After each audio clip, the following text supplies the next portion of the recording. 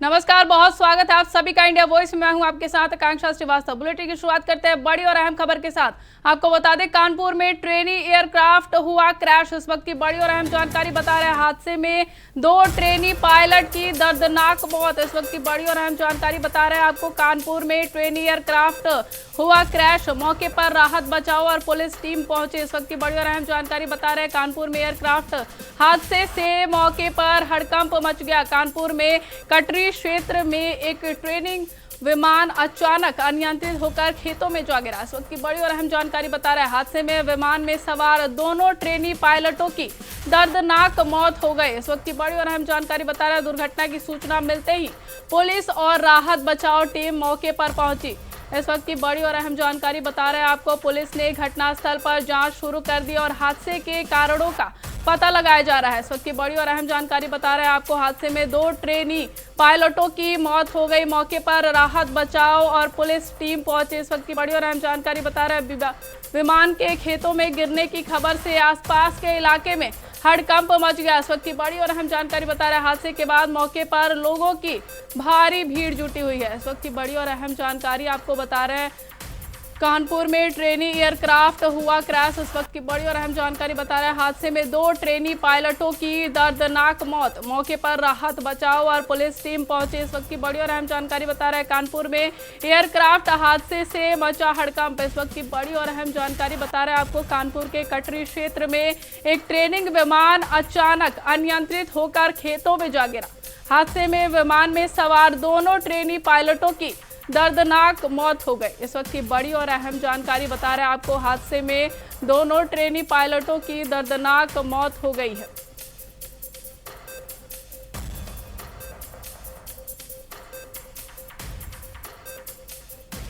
इस वक्त की बड़ी और अहम जानकारी बता रहे हैं। कानपुर में ट्रेनी एयरक्राफ्ट हुआ क्रैश। हादसे में दोनों ट्रेनी पायलटों की दर्दनाक मौत। इस वक्त की बड़ी और अहम जानकारी बता रहे हैं। कानपुर में ट्रेनी एयरक्राफ्ट हुआ क्रैश। हादसे में 2 ट्रेनी पायलटों की दर्दनाक मौत। इस वक्त की बड़ी और अहम जानकारी बता रहे हैं। मौके पर राहत बचाव और पुलिस की टीम मौजूद है। इस वक्त की बड़ी और अहम जानकारी बता रहे हैं।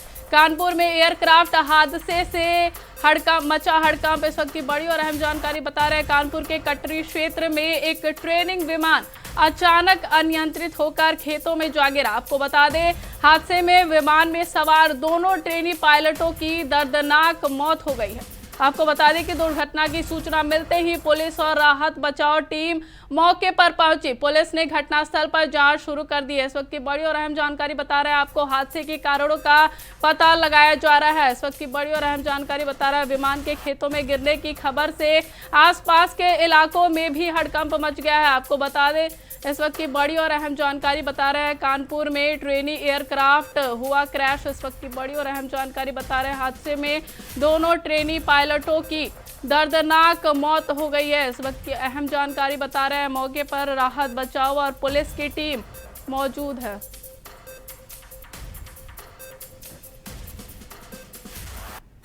आप वह इस खबर में तमाम जानकारी देने के लिए हमारे संवाददाता कुशाग्र अवस्थी जुड़ गए हैं। कुशाग्र, कानपुर में ट्रेनी एयरक्राफ्ट का हादसा हुआ है, क्या कुछ अहम जानकारी है? एयरक्राफ्ट है, इसमें एक ट्रेनी पायलट था और एक और वो था पायलट जो वो दोनों थे। मैं आपको बता दूं, एक का नाम था सचिन जो कि अहमदाबाद के रहने वाले थे और एक का नाम था अभिषेक जो कि कर्नाटका के रहने वाले थे। ये पायलट ने गार्गी इंस्टीट्यूट है यहाँ पे कानपुर में, उसने वहां से 11:30 बजे उड़ान भरी, जिसके बाद ये कानपुर के गंगा बैराज के पास एक यहाँ पर गाँव है जिसका नाम है नक्षपुरवा। वो कटरी का इलाका पड़ता है, वहीं पर ये प्लेन क्रैश हो गया है। अब जो ये क्रैश हुआ है इसकी वजह अभी किसी को नहीं पता है, लेकिन इसकी पता लगाने के लिए टीमें लग गई है। वहीं पर मौके पर कानपुर के कमिश्नर, साथ ज्वाइंट कमिश्नर रघुवीर लाल और ज्वाइंट कमिश्नर विपिन टाडा मौके पर पहुंचे और वहाँ पे बचाव कार्य भी शुरू कर दिया गया। वहीं पर रेस्क्यू टीम भी आ गई है और लगातार लोगों को वहाँ से दूर रखा जा रहा है। वहीं अगर बात करें आसपास के लोगों की, तो आसपास के लोगों में भी हड़कंप मच गया क्योंकि धमाका इतना जोरदार था कि करीब 10 से 15 किलोमीटर तक इसकी आवाज मिली। वहीं आपको बता दें कि जो दोनों लोग थे, दोनों के मौके पर ही मौत हो गई है। दोनों की बॉडी को पोस्टमार्टम के लिए भेजा जा रहा है। वही आपको बता दें, ये जो प्लेन था ये डबल इंजन प्लेन था। इसमें 11:30 बजे घर यहाँ पे वो है इंस्टीट्यूट, वहाँ से उड़ान भरी थी। वही अब इस पूरे मामले की जांच करी जा रही है कि ये हादसा क्यों हुआ है और किन कारणों की वजह से हुआ है, और इसके लिए वहाँ पर मौके पर एनडीआरएफ भी मौजूद है और लगातार पुलिस भी वहाँ पे मौजूद है। पुलिस ने कानपुर के कमिश्नर रघुवीर लाल और तमाम अधिकारी भी वहाँ पर मौजूद है। वहीं पर रेस्क्यू टीम भी मौके पर पहुंच गई है और वहाँ पे जिन दो लोग की डेथ हुई है उनकी भी बॉडी को पोस्टमार्टम के लिए भेज दिया गया। जी कुशाग्र, पुलिस की ओर से हादसे को लेकर क्या कुछ कहा जा रहा है? पुलिस ने अभी फिलहाल हादसे को लेकर यही बोला है कि अभी यहाँ पर एक प्लेन क्रैश हुआ था, जिसकी उनको जब सूचना मिली तो रेस्क्यू टीम भी बुलाई थी। वही मौके पर पुलिस भी पहुंची। पुलिस ने जो वहाँ के आसपास के लोग थे, ग्रामीण लोग, उनको वहाँ से दूर रखने का प्रयास किया और वहाँ पर पूरे एरिया में बैरिकेडिंग लगा दी गई है ताकि कोई भी ग्रामीण आदमी उसके आसपास न जाता। वहीं पर अगर बात करी जाए तो गर्ग इंस्टीट्यूट वाले जो थे जहाँ से ये प्लेन हुआ था वहाँ पर भी उनको इन्फॉर्म कर दिया गया है और लगातार ये जिस बैच के अंदर ट्रेनिंग कर रहे थे उनके अधिकारियों को भी इन्फॉर्म कर दिया गया है कि आपका एक विमान था जिसमें दो आपके पायलट थे जिनका यहाँ पे एक्सीडेंट हो गया और उनकी मौके पर मौत हो गई है। जी, दुर्घटना स्थल पर अभी की स्थिति कैसी देखी जा रही है कुशाग्र? दुर्घटना स्थल पर अभी क्या स्थिति देखने को मिल रही है? मैं आपको बता दूं कि घटना स्थल पर इस समय करीब आधे से ज्यादा गांव वाले यहाँ पर मौजूद है जिनको लगातार पुलिस हटाने का काम कर रही है और लगातार रेस्क्यू ऑपरेशन में लगी हुई है। वहीं आपको मैं बता दूं कि अभी जैसी टीम को इन्फॉर्म किया गया तो थोड़ी देर में टीम भी आ जाएगी और फिर ये पता लगाने का प्रयास करेगी कि आखिरकार ये हादसा हुआ क्योंकि जो ये प्लेन था ये डबल इंजन प्लेन था और जो इनमें से सचिन है वो काफी एक्सपीरियंस है, वो पहले भी कई बार ये सब चीजें कर चुके और वो काफी एक्सपीरियंस है। लेकिन उसके बाद भी अगर ये हादसा हुआ तो इसके पीछे कई बड़े कारण भी हो सकते हैं जिसका पता लगाने के लिए टीम भी यहाँ पर मौके पर पहुंच रही है। फिलहाल अभी कानपुर के कमिश्नर, जॉइंट कमिश्नर और काफी पुलिस बल भी तैनात है। जी कुशाग्र, तमाम जानकारी के लिए आपका बहुत बहुत धन्यवाद। आपको बता दें कि कानपुर में इस वक्त बड़ा विमान हादसा देखने को मिला है जिसमें 2 पायलटों की मौत हो गई है। आपको बता दें कि हादसे पर इस वक्त हड़कंप मचा हुआ है। वहीं मौके पर पुलिस और राहत बचाव की टीम भी मौजूद है।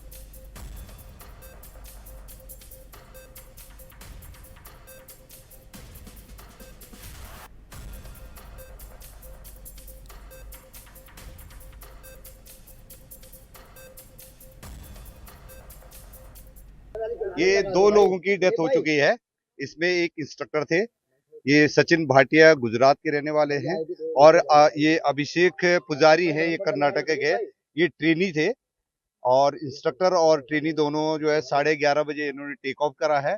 यहाँ पर गर्ग एविएशन ट्रेनिंग सेंटर है, वहां से 11:30 बजे इनका टेक ऑफ होने के बाद करीब 11:50 के आसपास की ये इंसिडेंट है और ये वापस जा रहे थे और इसकी जो ये ड्वेल इंजन है, ये जो प्लेन दिख रहा है ये 4 सीटर था और जो इंस्ट्रक्टर है इसके बारे में जानकारी पता करी है कि ये करीब 3000 आवर्स का इनके पास एक एक्सपीरियंस था। अभी डीजीसीए को इन्फॉर्म कर दिया गया है, उनकी टीम जो है इसकी गहराई से जांच पड़ताल करेगी। मुख्य तौर से यहाँ पर पुलिस ने इसको पूरा एरिया को अपने उसको प्रोटेक्ट कर दिया है और आगे की जो बॉडीज को इनको यहाँ से ले जाया गया है। ये जो टेक्नम प्लेन है इसके बारे में जो जानकारी मिली है कि 2023 से इनके यहाँ पर ये ट्रेनिंग के लिए लाया गया था और आगे की जो जितनी भी टेक्निकल जो है इंक्वायरी है वो डीजीसीए द्वारा की जाएगी। अब बढ़ते अगली खबर की ओर। बीजेपी के राष्ट्रीय पिछड़ा मोर्चा के अध्यक्ष अमरपाल मौर्य का लखनऊ में कार्यकर्ताओं ने भव्य स्वागत किया। आपको बता दें कि हजारों की संख्या में कार्यकर्ता स्वागत कार्यक्रम में पहुंचे। वहीं अमरपाल मौर्य ने सपा अध्यक्ष अखिलेश यादव पर निशाना साधते हुए कहा कि वह केवल झूठे वादे करते हैं और जनता अब उनके दावों को समझ चुकी है।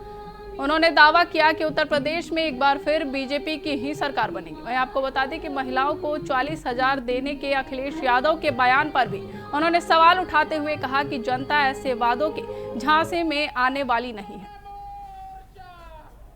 रहते हैं तभी इनका नारा कहाँ चला जाता है। जब सत्ता से इनको जनता बाहर कर देती है तब इनको जो है तरह तरह के नारे याद आते हैं।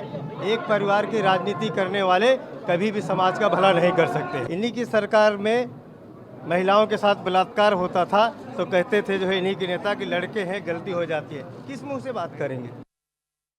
बढ़ते अगली खबर की ओर। नेपाल में बाढ़ के बाद यूपी बिहार में अलर्ट के बीच बिहार के मुख्यमंत्री सम्राट चौधरी वाल्मीकि गंडक बैराज पहुंचे। उन्होंने बैराज पर नारायणी नदी के जल स्तर और हालात का जायजा लिया। आपको बता दें कि मुख्यमंत्री ने कहा कि किसी भी स्थिति से निपटने के लिए बिहार सरकार और प्रशासन पूरी तरह तैयार है। उन्होंने बताया कि प्रधानमंत्री और केंद्रीय गृह मंत्री भी बिहार की स्थिति पर लगातार नजर बनाए हुए हैं और लगातार हालात की जानकारी भी ले रहे हैं। आपको बता दें कि नेपाल में आई बाढ़ के बाद गंडक नदी के आसपास के क्षेत्रों में प्रशासन को सतर्क रहने के निर्देश दिए गए हैं। देखिए हमारे संवाददाता अनुराग तिवारी की एक खास रिपोर्ट। एक तरह से आपदा आया, ये चिंता का विषय है, सबको चिंता भी करनी पड़ेगी। आदरणीय प्रधानमंत्री जी, आदरणीय गृह मंत्री जी लगातार बिहार की स्थिति को भी देख रहे हैं, उत्तर प्रदेश की भी स्थिति को देख रहे हैं। अब धीरे धीरे चीजें समान हो रही है। बारिश हुआ है, उसका कुछ पानी अधिक आ रहा है, लेकिन लगभग 1 लाख क्यूसेक के आसपास का आज पानी डिस्चार्ज हो रहा है। अब धीरे धीरे यहाँ से लेकर पटना तक की स्थिति समान है। नहीं, खतरा तो अभी तक तो जो स्थिति है अब समान हो रहा है। इंद्र भगवान की कृपा रहेगी तो एकदम समान रहेगा। अब से कुछ दूर पहले जिस वाल्मीकि नगर गंडक बैराज पर हमारी मौजूदगी है, बिहार के मुख्यमंत्री सम्राट चौधरी पहुंचे हुए थे और यहां पर स्थिति का जायजा उन्होंने लिया है। अगर गंडक नदी की बात करें तो 92,000 क्यूसेक डिस्चार्ज जो है सुबह का था। हालांकि अभी स्थिति सामान्य है। ये गंडक बैराज की तस्वीरें हैं जहां पर फ्लो अभी भी देखा जा सकता है और जो फाटक है गंडक बैराज के 36 फाटक वो खोल दिए गए हैं कल देर शाम से ही। हालांकि अब धीरे धीरे स्थिति नियंत्रण में आ रही है और खुद स्थलीय निरीक्षण जो है बिहार के मुख्यमंत्री सम्राट चौधरी ने किया है और इस दौरान उन्होंने साफ तौर पर कहा है कि स्थिति नियंत्रण में है। देश के प्रधानमंत्री नरेंद्र मोदी और गृह मंत्री अमित शाह जो है लगातार बिहार पर नजर बनाए हुए हैं। हर एक आपदा से निपटने के लिए जो है प्रशासनिक टीमें पूरी तरीके से तैयार हैं। बिहार की सरकार जो है पूरी तरीके से तैयार है। इस तरीके की बातें मुख्यमंत्री सम्राट चौधरी ने कही है। अनुराग तिवारी, इंडिया वाइज, कुशीनगर। रक्षाबंधन का त्यौहार नजदीक आते ही जौनपुर के बाजारों में राखियों की रौनक बढ़ गई है। आपको बता दें कि पारंपरिक राखियों के साथ इस बार चांदी की राखियां भी लोगों को खूब पसंद आ रही है। भाई की कलाई पर कुछ खास और यादगार बांधने के लिए बहनें चांदी की राखियों की खरीदारी में दिलचस्पी दिखा रही हैं। आपको बता दें कि ज्वेलर्स की दुकानों पर भाई बहन खरीदारी करते नजर आ रहे हैं। ग्राहकों का कहना है कि महंगाई का असर जरूर है, लेकिन भाई बहन के रिश्ते की खुशी के सामने महंगाई फीकी है। बाजारों में इस बार राखी के धागे के साथ चांदी की चमक भी नजर आ रही है। बहना ने भाई की कलाई पर प्यार बांधा है, प्यार के 2 तार से संसार बांधा है, रेशम की डोरी से वो प्यार बांधा है। जी हाँ, रक्षाबंधन की त्यौहार नजदीक आते ही बाजारों में रौनकें बढ़ने लगी। तस्वीरों में आप देख सकते हैं। भैया, इस बार क्या तैयारियां रक्षाबंधन को लेकर? इस बार तैयारी काफ़ी धूमधाम है और इस बार हमने सभी बहनों के लिए एक उपहार लाया हुआ है, तोहफा दिया हुआ है कि इस साल अगर आप हमारे यहाँ से राखी खरीदते हैं तो एक राखी हम उस पर हम फ्री दे रहे हुए हैं और 10,000 तक की कीमत की कोई भी आप बिक्री करते हैं तो 1,000 तक की कीमत की चैन या जो भी सामान आपको सोने या चांदी में मिलता है वो हम आपको फ्री। चांदी की फैंसी रेशम डोरी की राखियाँ डिमांड काफ़ी ज़्यादा बता रहे हैं। जी, इस बार डोरियों की डिमांड ज़्यादा है। तो कैसी तैयारी चल रही है रक्षाबंधन को लेकर? रक्षाबंधन की बहुत अच्छी तैयारी चल रही है। तो आपसे जानना चाहूँगा, तो क्या खरीदारी कर रही हैं इस बार? ये राखी की खरीदारी कर रहे हैं हम लोग। उस बार भी लिए थे, अब की भी ले रहे हैं। यानी भाई की कलाई पे चांदी की राखी बांधेंगे इस बार? हाँ, बिल्कुल। जो है इस बार जौनपुर में रक्षाबंधन से पहले उत्साह का माहौल है। बहनें अपने भाई की राखी लेने के लिए आभूषण की दुकान पर पहुंच रहे हैं। जौनपुर से विवेक कुमार, इंडिया वॉइस। बढ़ते अगली खबर की ओर। बसपा सुप्रीमो मायावती ने उत्तर प्रदेश सरकार की अगले 6 महीने में 1 लाख युवाओं को सरकारी नौकरी देने की घोषणा पर प्रतिक्रिया दी है। उन्होंने इसे सही कदम बताते हुए चुनावी कदम की आशंका भी जताई। आपको बता दें कि मायावती ने कहा कि भर्तियां पेपर लीक व भ्रष्टाचार से मुक्त होकर समय पर पूरी होनी चाहिए। मायावती ने SC, ST और OBC के बैकलॉग पदों पर भर्ती की मांग की है। आपको बता दें कि इसके साथ ही सरकारी स्कूलों को दोबारा सक्रिय करने और महिलाओं की सुरक्षा व आत्मनिर्भरता पर ठोस कदम उठाने की भी मायावती ने मांग की है।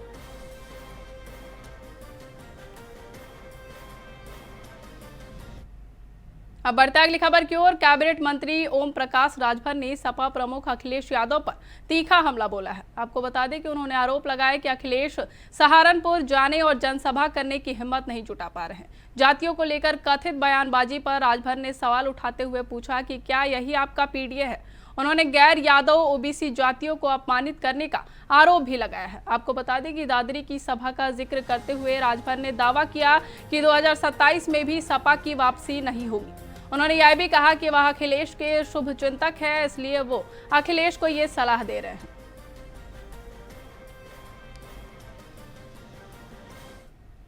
बढ़ते अगली खबर की ओर। महाराजगंज के घुघली थाना क्षेत्र के नारायणपुर गांव में स्वतंत्रता दिवस के दिन हुए सड़क हादसे में 12 वर्षीय अभिषेक चौधरी की मौत के 13 दिन बाद भी आरोपी पुलिस की गिरफ्त से दूर है। आपको बता दें कि हादसे के बाद से परिवार न्याय की आस लगाए बैठा है। वहीं परिजनों ने पुलिस पर लापरवाही का आरोप लगाते हुए कहा कि घटना के इतने दिन बाद भी आरोपी की गिरफ्तारी नहीं हो सकी। परिवार का कहना है कि मासूम की मौत के जिम्मेदार व्यक्ति पर जल्द कार्रवाई होनी चाहिए। वहीं पीड़ित परिवार से खास बातचीत की हमारे संवाददाता अनुराग जायसवाल ने।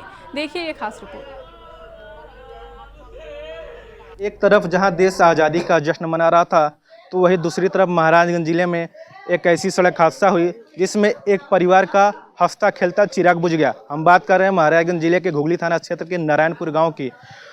यहाँ का परिवार का इकलौता चिराग विद्यालय में स्वतंत्रता दिवस मनाने गया था। विद्यालय से वापस लौटते समय सड़क हादसा हुआ जिसमें उसकी मौत हो गई। हमारे साथ बातचीत करने के लिए मृतक के परिजन हैं, जिनसे हम बातचीत करेंगे और घटना की पूरी जानकारी लेंगे कि कैसे क्या हुआ। क्या नाम है भैया आपका? मेरा नाम सुभाष चौधरी है। अच्छा, कैसे क्या उस दिन सड़क हादसा हुआ था? वो मेरा बच्चा गया था TD school memory inter college में घुघली पढ़ने के लिए, उधर स्वतंत्रता दिवस मनाने के लिए। उधर से मेरा बच्चा आ रहा था। फिर उस दिन बहुत धूप था, वो बाहर गया था, वो कुछ सामान लेने दुकान पर। उधर से लेके मेरे घर के तरह आ रहा था। तब तक नहर पर एक बाइक पर 3 लोग सवार थे। उधर से आए, मेरा बच्चा साइकिल से था। फिर उसको ठोकर मारकर ये लोग निकल गए। वहाँ रुके भी लोग नहीं। मेरा बच्चा वहीं तड़फड़ा रहा था। मेरे गांव का 3-4 लेडीज़ लोग थी। वो चीनी का हमारे गांव का लड़का है, उसको वहीं लेटाई लोग। पूरा हल्ला गुल्ला जब हुआ तो मेरे घर के आदमी लोग गए, वो देखे कि हमारे घर का ही लड़का है। फिर वहाँ से कोई एम्बुलेंस का भी व्यवस्था नहीं था, कुछ नहीं था। मेरे घर से गाड़ी गई, फिर लाद के घुघली जिला अस्पताल पर ले गए लोग। वहाँ थोड़ा सा ट्रीटमेंट हुआ। फिर वहाँ से उठा कर जिला अस्पताल महाराजगंज में भेज दिए थे लोग। वहाँ गए लोग, बेड पर लेटाए। तब तक डॉक्टर ने चेकअप किया। चेकअप के बाद उसका मृत घोषित कर दिया। उसके बाद से वो लोग पोस्टमार्टम में भेज दिए। अच्छा, जब सड़क हादसा हुआ तो उस वक्त आपने तत्काल पुलिस को सूचना दी थी? हाँ, तत्काल सूचना दी थी ना, तभी पुलिस वाले नहीं सुन रहे थे। पुलिस कब पहुंची? पुलिस दूसरे के दिन आई, 1 दिन बाद आई। जब वहाँ से लाश निकल गए, उसके बाद से पुलिस आई। अच्छा, यानी कि सड़क हादसा हुआ, बच्चा तड़फड़ाता रहा, इलाज के लिए गया, लेकिन जब तक उसकी मौत नहीं हुई तब तक पुलिस नहीं आया? कुछ नहीं। तो पुलिस ने आपका सहयोग किया? कुछ नहीं सहयोग किया। अभी आपको कैसे पुलिस की सहायता मिली? पुलिस की सहायता कुछ नहीं हमको मिली। जब मेरा लाश घर पर आया, उसके बाद से वो 2-3 गाड़ी लेकर घर से और घाट तक वो लोग जबरदस्ती करके जल्दी ले चलो जलाओ।